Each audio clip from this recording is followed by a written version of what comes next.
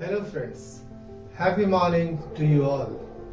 दोस्तों, सूरज चमकता है अपने दम पर, सूरज चमकता है अपने दम पर और चांद चमकता है अपने फन पर। जिंदगी आजादी के सही मायने ढूंढती है, जिंदगी आजादी के मायने ढूंढती है, पर सच्ची आजादी मिलती है दोस्तों सच्चाई के बल पर। अगर आपको आजादी चाहिए, आजादी का मतलब क्या है?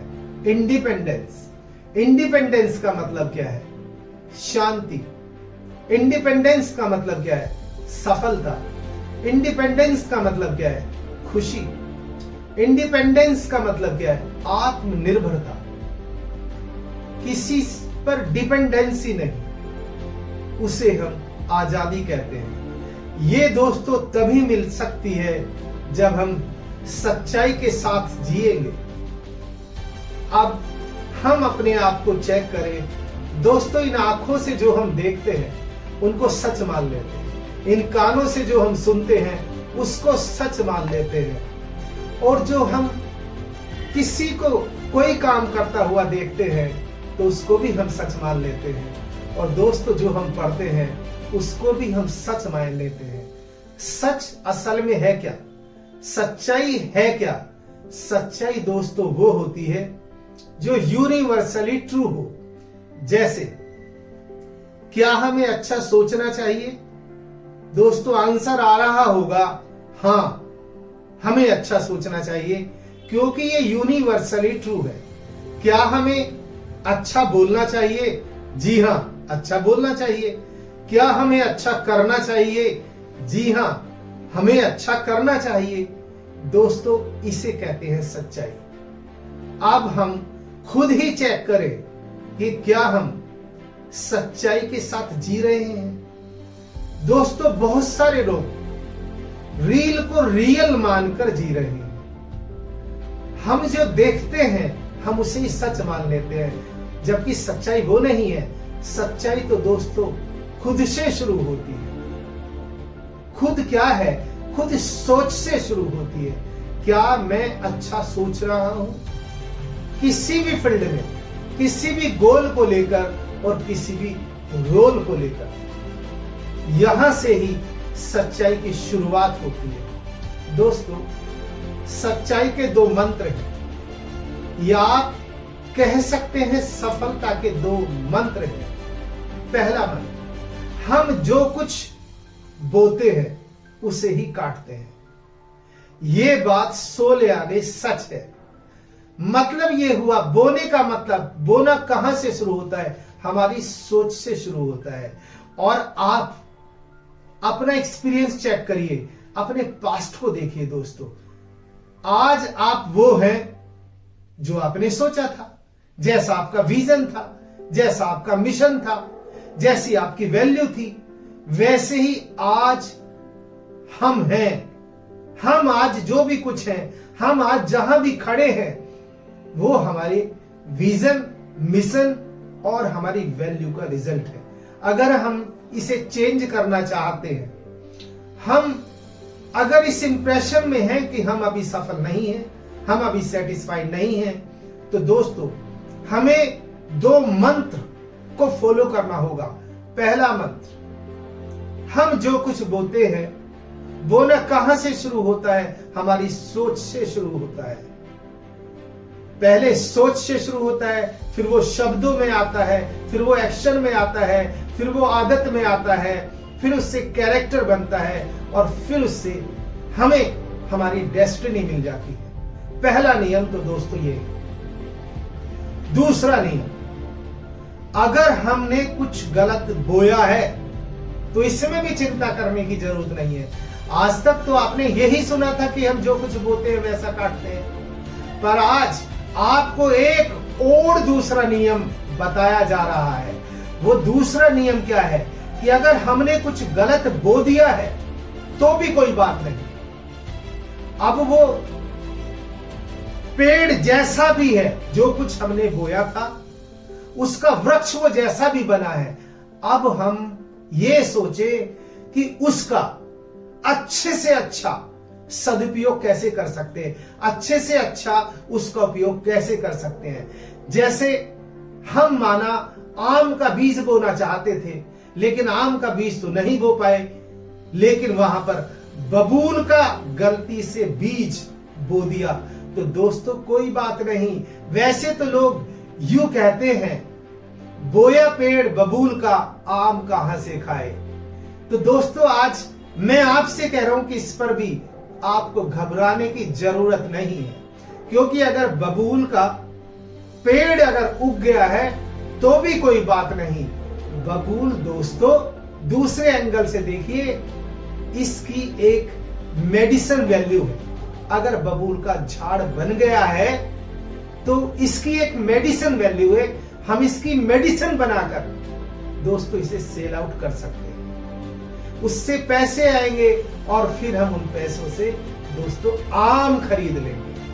तो दोस्तों बबूल से भी आम मिल रहे हैं। तो मैंने अभी आपसे कहा कि 2 मंत्रों पर हमेशा ध्यान दीजिए। पहला, आप जैसा बोते हैं वैसा आप काटते हैं। दूसरा, अगर आपने कुछ गलत बो दिया है तो उसका अच्छे से अच्छा उपयोग दोस्तों कैसे करें, इसे ही हम सच्चाई कहते हैं। मैं एक एग्जाम्पल के द्वारा इस बात को सिद्ध करने की कोशिश करता हूं। दोस्तों एक बार एक अध्यापक थे और उनके 2 बहुत अच्छे शिष्य थे। जब उन शिष्यों की शिक्षा पूरी हुई तो वो दीक्षा के लिए उस अध्यापक के पास आए, उस गुरु के पास आए। गुरु ने उनको एक टोकरी दी जो फूलों से भरी हुई थी। एक को दी, दूसरे को दी। 2 टोकरी गुरु जी के पास थी। उन्होंने कहा कि जाइए, पर शर्त यह है, ये टोकरी फूलों से भरी है और जाइए ये फूल उसको देना जो आपको हंसता हुआ मिले। तो दोस्तों दोनों जाते हैं, अच्छी कॉलोनी में जाते हैं जिसमें अच्छे लोग रहते हैं। तो दोस्तों पहले वाला शिष्य जब जाता है तो वो 1 घंटे में सारे फूल देकर वापस आ जाता है, और दूसरा शिष्य जो है ये शाम को घर वापस आता है और ये एक भी फूल किसी को नहीं दे पाता, क्योंकि ये शर्त पर खरा नहीं उतरता है। जब दूसरे वाला शिष्य आता है और वो एक भी फूल नहीं दे पाता है तो उसके गुरुजी उसको बुलाते हैं और पूछते हैं, बेटा ये तूने क्या किया? उसने कहा, गुरुजी मुझे कोई व्यक्ति हंसता हुआ ही नहीं मिला। तो उसने कहा, चलो पहले वाले से पूछते हैं। पहले वाला तो 1 घंटे में ही सारे फूल दे आया। उसने पूछा, बुलाइए उसको। पहले वाला शिष्य आता है और गुरुजी उससे पूछते हैं। वो गुरुजी को अपना एक्सपीरियंस सुनाता है। वो गुरुजी से कहता है कि सर, मैं जिस रास्ते से गुजर कर जा रहा था उसमें कुछ चिर परिचित लोग भी थे और कुछ अपरिचित भी थे।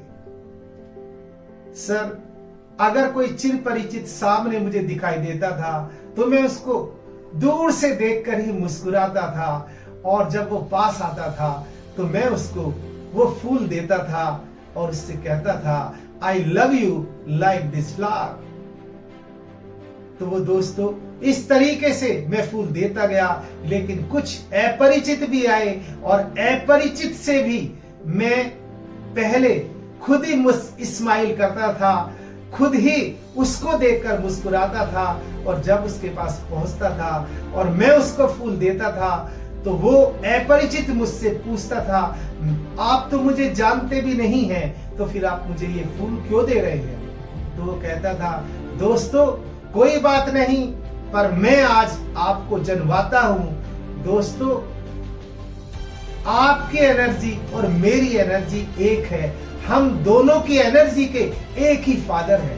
देखिए दोस्तों, इस पहले वाले शिष्य को कितनी क्लैरिटी थी, इसका विजन कितना क्लियर था, इसका मिशन कितना क्लियर था, और दोस्तों इसकी वैल्यू कितनी क्लियर थी। जो दूसरे वाला शिष्य है वो मुस्कुरा ही नहीं रहा था, वो एक्सपेक्टेशन दूसरों से रख रहा था। वो सोचता था कि जब कोई दूसरा मुस्कुराएगा तो मैं फूल तब दूंगा, तो दोस्तों दोनों का फर्क देखिए। जब हम किसी को अहंकार से ऑनर करते हैं, अहंकार का मतलब क्या है? अहम प्लस आकार। अहम का मतलब संस्कृत का वर्ड है अहम, अहम का मतलब है मैं का आकार।